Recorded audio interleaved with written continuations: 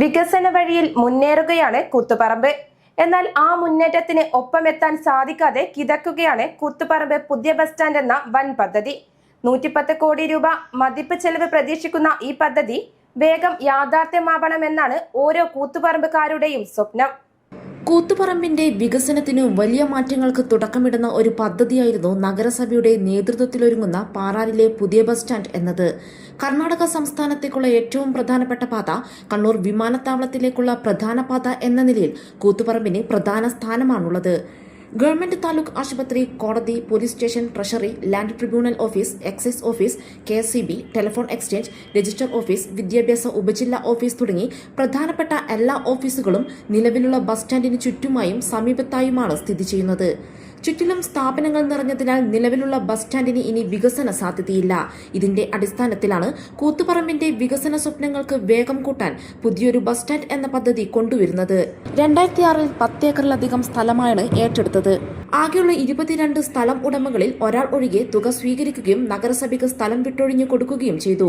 എന്നാൽ ഉടമകളിൽ ഒരാൾ ഹൈക്കോടതിയിൽ കേസ് നൽകുകയും പിന്നീട് നഗരസഭയ്ക്ക് അനുകൂല വിധി വരികയും ചെയ്തു. തുടർന്ന് സ്ഥലമുടമ സുപ്രീം കോടതിയിൽ അപ്പീൽ നൽകി.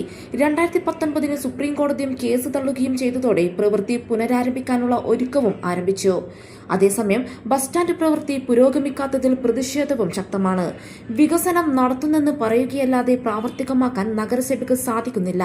ജനങ്ങളെ പറ്റിക്കുകയാണ് ചെയ്യുന്നതെന്നും ബസ് സ്റ്റാൻഡ് പ്രവൃത്തി തുടങ്ങാത്തതിൽ പ്രതിഷേധിച്ച് UDF സമര പരിപാടികളുമായി മുന്നോട്ടു പോകുമെന്ന് കോൺഗ്രസ് കൂത്തുപറമ്പ് ബ്ലോക്ക് ഭാരവാഹി BB അഷ്റഫ് പറഞ്ഞു. കാലാകാലങ്ങളിലായിട്ട് ഈ നഗരസഭ വിളിച്ചു ചേർക്കുന്ന മീറ്റിങ്ങുകൾ, അതായത് ബസ് സ്റ്റാൻഡുമായി ബന്ധപ്പെട്ട പല മീറ്റിങ്ങുകളും വിളിച്ചു ചേർത്ത് ചില സാങ്കേതിക കാരണങ്ങൾ തടസ്സം പറയും.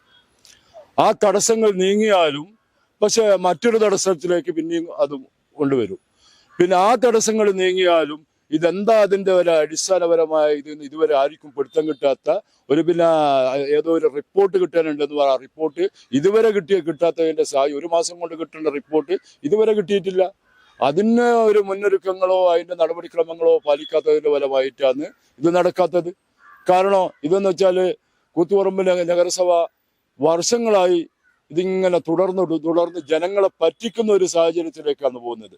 ഒന്നിക്കിൽ നഗരസഭ ബസ് സ്റ്റാൻഡ് ഒഴിവാക്കുക, അല്ലെങ്കിൽ ബസ് സ്റ്റാൻഡ് സ്ഥാപിക്കാനുള്ള ഒരു സാഹചര്യം നിലനിൽക്കുന്ന സാഹചര്യത്തിൽ അത് തുടർന്ന് നടത്താനുള്ള ഒരു സാഹചര്യം, അതായത് ടെൻഡർ കൊടുക്കാനും അതുപോലെ തന്നെ BOT അടിസ്ഥാനത്തിൽ, അല്ലെങ്കിൽ കണ്ണൂർ നഗരസഭ പോലെ BOT അടിസ്ഥാനത്തിൽ കൊടുക്കണം.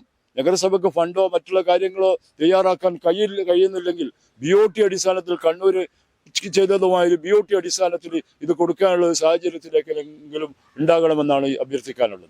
110 കോടി മതിപ്പ് ചിലവ് പ്രതീക്ഷിക്കുന്ന പദ്ധതിയാണിത്. നിർമ്മാണം 3 ഘട്ടങ്ങളിലായി നടത്താനാണ് നഗരസഭയുടെ തീരുമാനം. ലോൺ ലഭിക്കുന്നതോടെ നിർമ്മാണ പ്രവർത്തനങ്ങൾ ആരംഭിക്കുമെന്നതാണ് നഗരസഭയുടെ ഭാഷ്യം. കൂത്തുപറമ്പിന്റെ വലിയ മാറ്റത്തിന് കാരണമാകുന്ന ഈ വികസന മുന്നേറ്റത്തിന് കുതിക്കാൻ നഗരസഭ എത്രയും വേഗം വേണ്ട നടപടികൾ കൈക്കൊള്ളട്ടെ എന്ന് നമുക്കും പിന്തുണയ്ക്കാം. കൂത്തുപറമ്പിന് പുതിയൊരു ബസ് സ്റ്റാൻഡ് എന്നത് യാഥാർത്ഥ്യമാകാൻ ഇനിയും എത്ര നാൾ കാത്തിരിക്കണം? 2016 ആരംഭിച്ച പദ്ധതി 2026 ആകുമ്പോഴേക്കും 20 വർഷമാണ് പൂർത്തിയാകുന്നത്. അധികൃതർ ഉടൻ നടപടികൾ കൈക്കൊള്ളുമെന്ന് തന്നെ നമുക്ക് പ്രതീക്ഷിക്കാം. ക്യാമറാമാൻ അനീഷ് കൂത്തുപറമ്പിലിനൊപ്പം വർഷ ഹരിദാസ്, ന്യൂസ് സൈറ്റ്.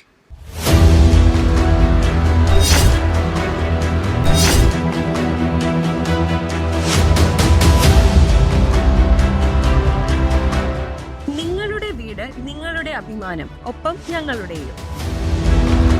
വീടും പരിസരവും പ്രകൃതിയുടെ വൈവിധ്യം കൊണ്ട് സമ്പന്നമാക്കാൻ tunnel agro farm and nursery, Cheruvanchery. Bonsai, ornamental, exotic, indoor, outdoor fruit പ്ലാന്റുകളുടെ വിപുലമായ ശേഖരം. ലാൻഡ്സ്കേപ്പിംഗ്, ഡിസൈനിംഗ് ആൻഡ് ഗാർഡനിംഗ് രംഗത്ത് വിദഗ്ധരുടെ സേവനം. ഇനി നിങ്ങളുടെ പൂന്തോട്ടം മനസ്സുപോലെ മനോഹരം. The biggest nursery in Kannur district since 1997, approved by Government of Kerala.